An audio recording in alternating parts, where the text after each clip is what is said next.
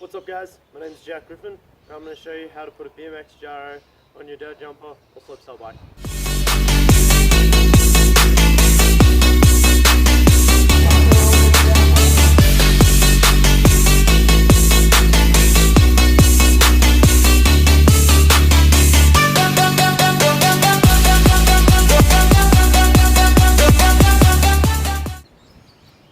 Just before we get started, this probably isn't the most efficient or best way to set up your brake, but I think it's probably the easiest and the cheapest way to do it. Firstly, we're going to start with what you're going to need. So you'll need a BMX brake lever, a BMX gyro detangler. You need gyro upper and lower cables. For your upper cables, try and get the shortest ones possible, and your lower cables, try and get the longest ones possible. You're going to need a top plate for your gyro, and a mechanical disc brake caliper and a rotor.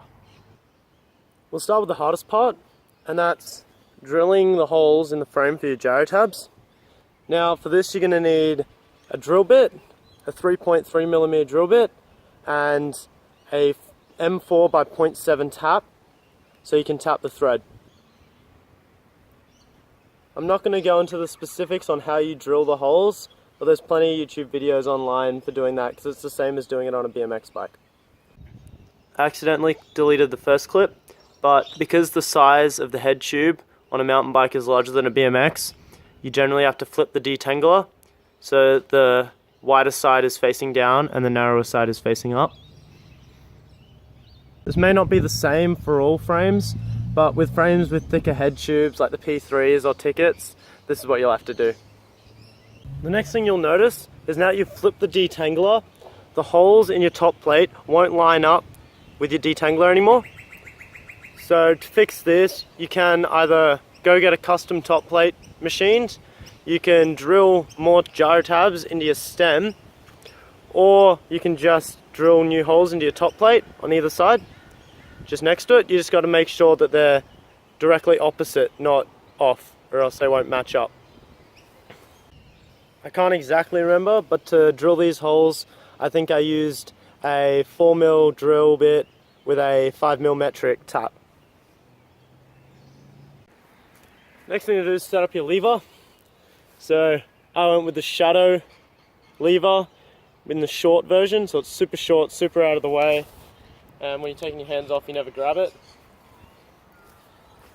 Pushed it right up against my grip there so my grip doesn't move. But the rest of it's Odyssey. With these upper cables, I've ran them along and then taped them to my bar to stop using zip ties, and it keeps it a bit sturdier. And then the top upper cables bend around and connect into my top plate. Next you have your lower cables.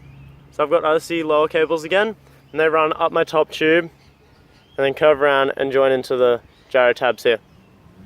There are plenty of BMX videos that'll show you how to actually set up your gyro, but that's sort of what it looks like. So there we go, that's just a quick rundown on how I set up my gyro on my mountain bike.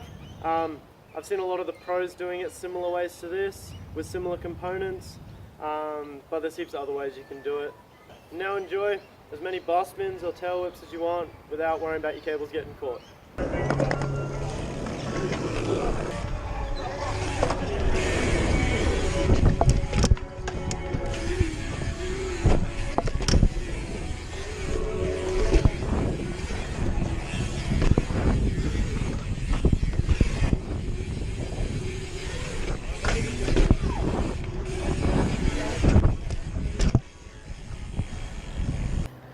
If you found this video interesting, or if it helped out at all, give it a thumbs up, and